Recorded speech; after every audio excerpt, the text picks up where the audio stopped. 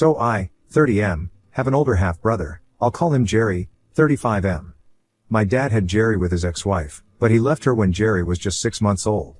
My mom told me that they got divorced because they were just not compatible.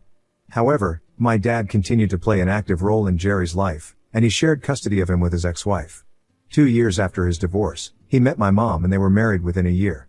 They had a pretty fairy tale kind of romance because my mom says that she was in a coffee shop and he was walking outside when he first laid eyes on her, and apparently, it was love at first sight for my dad, and he actually went inside the coffee shop to ask my mother out.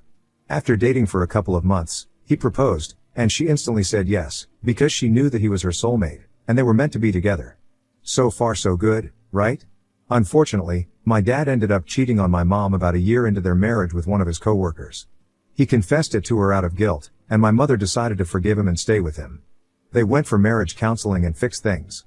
My mother was convinced that having a baby would solve all their problems, which is how I came into existence. My mother thinks this is a very romantic story, but honestly, I just think that my parents are very dysfunctional as a couple and not the perfect version of themselves that they present to the world. Keeping up appearances, and pretending to be perfect means a lot to them, that's for sure. Even when I was a child, they would put on a show of being madly in love, whenever people would come over and everyone would shower them with praise about how they had managed to keep the spark alive even after years of being married. But the truth was that, like any other married couple, they were pretty normal and didn't constantly kiss or hug each other when they were at home, and definitely not in the honeymoon phase like they pretended to be. It was just a show that they were put on to like the perfect couple, and I realized it only when I was older. And this pressure to appear perfect also extended to me, which is why I was forced to enroll in a bunch of classes so I would be good at everything. I was constantly busy as a child and barely ever got time to relax. It wasn't until high school that I started protesting and they allowed me to spend some time at home and just unwind. My dad had made sure that both Jerry and I were straight A students and excelled at everything that we participated in, academically, or otherwise. It was no big surprise that Jerry got into one of the finest medical schools in the country and I ended up in an Ivy League college for a business degree. There was a lot of pressure on us, which is probably why both of us are quite successful now, and while I do not recommend going this way for other parents, I am lucky that it worked out for me. However, my dad also believed that he had the right to control our personal lives as well. And my mother was no better because she always agreed with whatever my father said. So when Jerry turned 30, my dad told him that he was supposed to start looking for a woman he could marry and settle down with because he was getting older, and soon enough, he would be out of options. Jerry was dating his now wife, Tina, 34F, at the time that my dad sat him down and had that talk with him. They walked together and were in an on-again off-again relationship for almost 5 years, so they had known each other for quite a long time and my dad knew about it. But after that talk with my dad, Jerry decided to get serious about Tina, and within a year, he had proposed to her, and they got married 3 years ago. Last year, they even had a baby together. Jerry and I are not close, so I didn't hear about any of this from him, but I did get to know about it from my dad when he had the same conversation with me earlier this year. He told me that he had had this conversation with my brother and now, it was time to tell me the same thing so I would get serious and have a family of my own. He had actually boasted about how he had been the one to convince Jerry to get married to Tina and, he was as happy as could be with a wife and a son, and he wanted the same for me. He was clueless about how spectacularly it would blow up in his face later. My dad had even brought up his own affair from before I was born and told me that at the time, he had been really unfulfilled, but committed to my mother, and having a child is what grounded him, and he would recommend the same for me. I took whatever he said, with a pinch of salt because I wasn't going to let my father give me relationship advice, of all things. Lucky for him, he got to believe that he had changed my life as well because I had been planning to propose to my girlfriend anyway. Carla, 30F, and I have been together for the past 3 years and have been living together for 2 of those years. So, I had been planning to propose to her anyway, and 2 months after the conversation with my dad, I finally did it on the day of my birthday. And she accepted it and we got married 3 months ago. I thought it was all going well, but obviously, if it actually was then I wouldn't be here. Carla and I, like I said, had only been married for 2 months, but unfortunately, I had to file for divorce about a week ago after I found out that she had been having an affair with Jerry ever since we got engaged. It was a huge shock to me, and I wouldn't even have found out if I didn't accidentally stumble upon her burner phone. I couldn't find some piece of clothing that belonged to me, and I was looking for it all over the house. She was not at home at the time, and I thought that maybe she must have kept it with her own clothes accidentally, so I decided to go through her clothes as well, and when I was going through them, I felt something in one of the pockets of a particular pair of jeans. I took it out and found another phone. It was not password protected, thankfully, and there was only one text thread on it. I noticed that the phone number looked familiar and sure enough, it was Jerry's phone number. I was horrified and yet, I continued to scroll up. The chat started about 3 weeks after I had proposed to her and they were really flirting back and forth like 2 teenagers. They had confessed that they were in love with each other a few months after our engagement, and both of them were promising each other that they would stick it out no matter what. The plan was to stay with their respective partners until my nephew turned 5 and didn't need his mother as much as he would right now. And then both of them filed for divorce and came clean to me and Tina about the affair. Jerry would get shared custody of his son, and they would leave us, so they could be together. I was horrified to read all of that, and even more so when I realized that the two of them were planning to carry on this farce for 5 years. It was deranged, and I immediately started packing my stuff up so I could leave the house. I knew that Carla wouldn't be home until late that day because she was out with her friends, so I took the time and packed all my things which would fit, took as many screenshots as I could of the messages on her phone, and then drove to a hotel a little out of town. I didn't leave any message for her or whatever, just left the burner phone out on our bed, and I knew that she would know what it meant. I was sick to my stomach because even though Jerry and I had never been the best of friends, he and I had never really been on bad terms, either. From the messages that I had read, I had figured out that he had made a move on Carla literally the night of our engagement. I had proposed on the day of my birthday party, so my friends and family had been there, and Jerry had been there as well because he was still family. And apparently, he had come to her, and they had made out in the backyard of our house while I was attending to the guests and socializing with them. I had noticed that Carla had been missing for some time that night, but I didn't think much of it because I just figured that she had probably left to freshen up her makeup or something. But while reading the texts, I realized that they made several references and would keep talking about the night of our engagement and their rendezvous. It was disgusting because here I was, celebrating us while she smashed faces with my married brother, who also happens to be the father of a child. I called up my lawyer that evening and told him that I wanted to file for divorce, so he had to start preparing the paperwork required. I honestly just wanted to make sure that Carla didn't get anything out of the divorce like alimony, or even a settlement, because I was in a much higher paying position than her and she would definitely try to use that for her own gain. In fact, while reading those texts, I even realized that she was looking down on my profession while saying that she would much rather be with a doctor than with some glorified accountant. For the record, I have my own business that I started a few years ago with 2 of my business school buddies. I handle the finances and we are doing pretty well, so I don't understand why she would want to look down upon us when she herself is a corporate employee. I always knew that she was materialistic, but this is just sad. They had made a lot of fun of me behind my back in those texts and I had started to hate Jerry. So I knew that sooner or later, I would tell Tina and make sure that she knew she was married to a nasty lying cheater and left him. I was just building up the courage required to do it because I was in a very dark place. I had blocked both Carla and Jerry everywhere as soon as I found out about the other phone because I didn't want to listen to any of their BS excuses or even give them a chance to explain themselves. I was just done. So 2 days after I had left my house and had moved into the hotel, I had expected that at least one of them would have the sense to apologize so I would go easy on them. But instead, what I received was a phone call from my father on the 3rd day. He started off by telling me that he had heard about the affair since Carla had found out that I knew, as I had left the phone out on the bed, and she had contacted Jerry to talk to him about this because I wasn't answering her calls and she didn't know where to find me. And Jerry couldn't get to me either, so he talked to my dad and my father finally was able to reach out to me. He told me that he was sorry that this had happened and I thought that he was being understood, but just after he said that he felt really bad about what was happening to me, he told me that he would really appreciate it if I kept this all to myself and didn't talk about it just yet.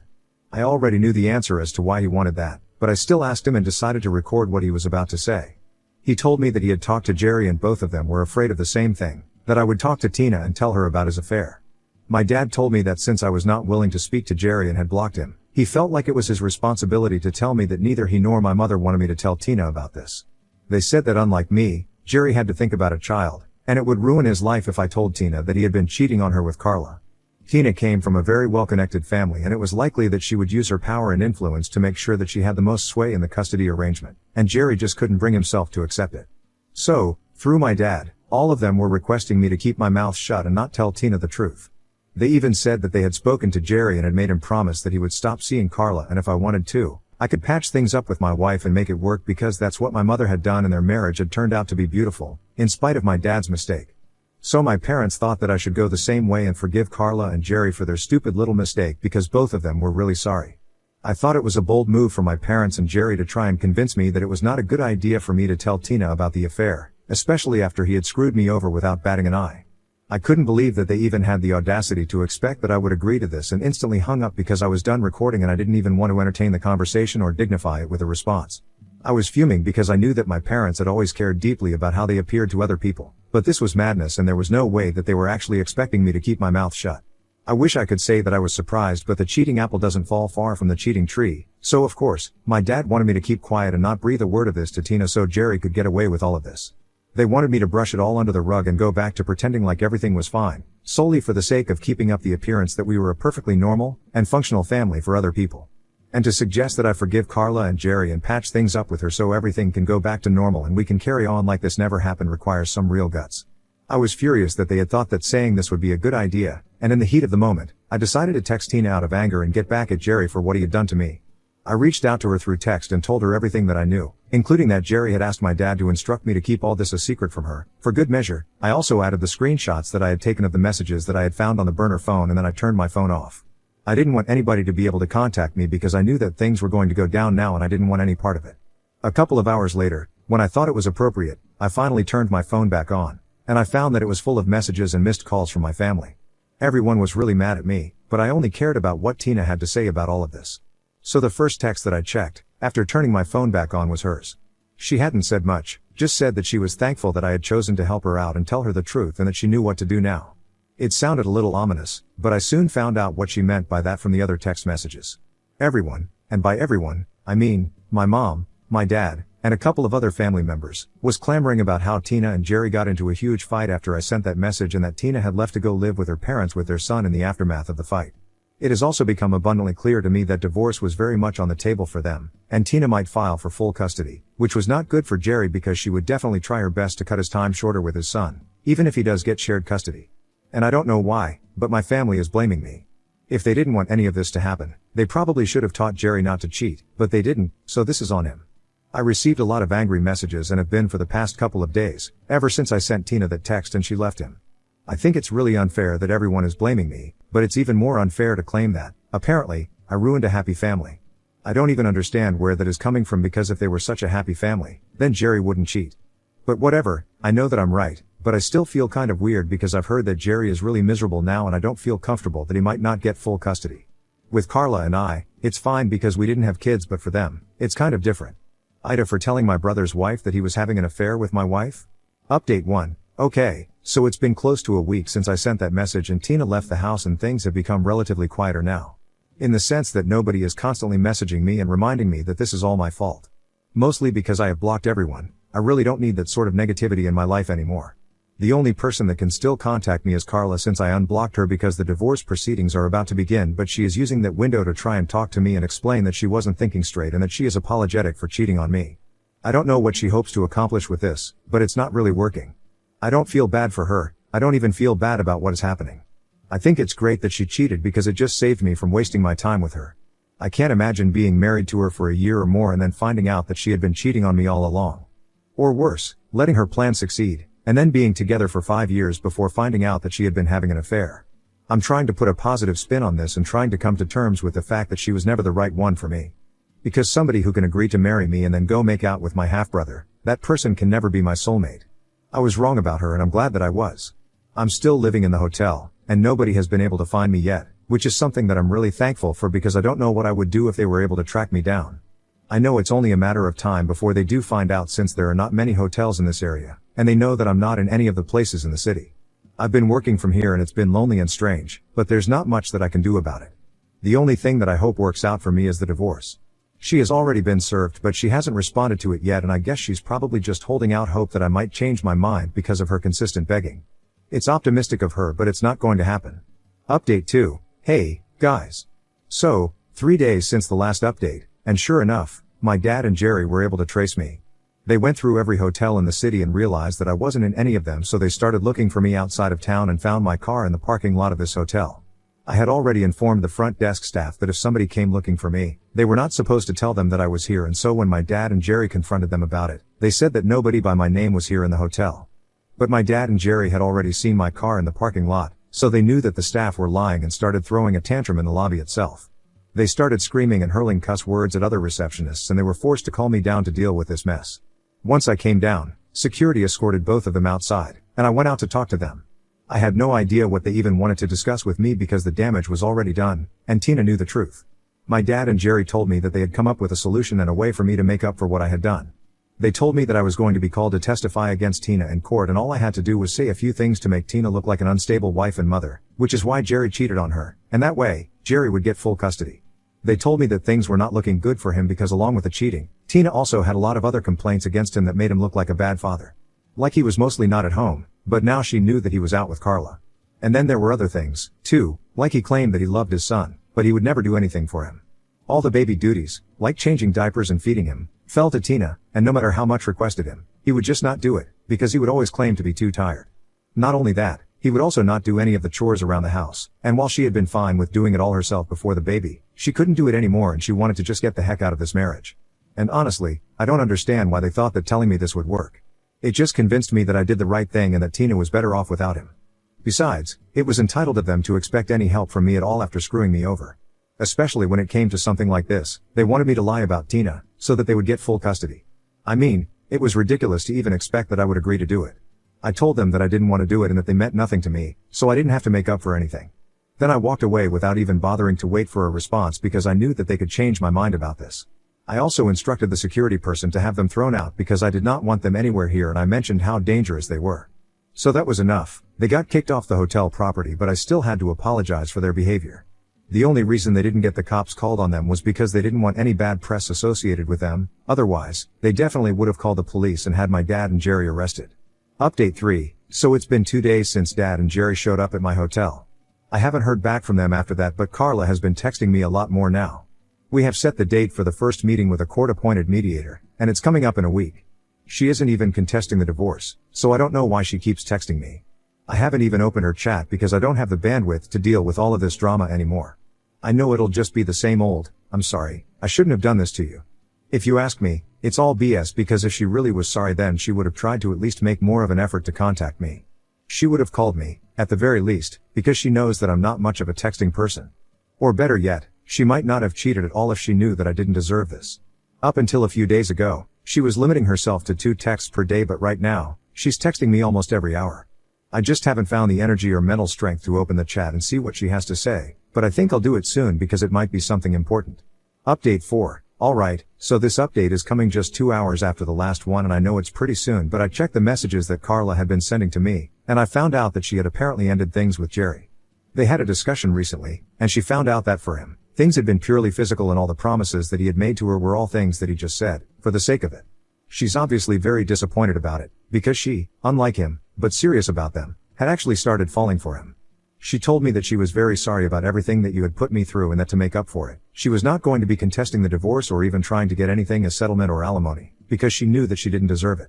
So that's one problem solved, at least I won't have to go through some long-drawn process and fight for myself. I didn't reply to it because I didn't know what to say. It's sad, but she kind of had it coming. What was she even thinking, getting involved with a married man with a child? Especially when she was getting married herself, it was quite stupid of her. But it all worked out well for me, so I don't have any complaints.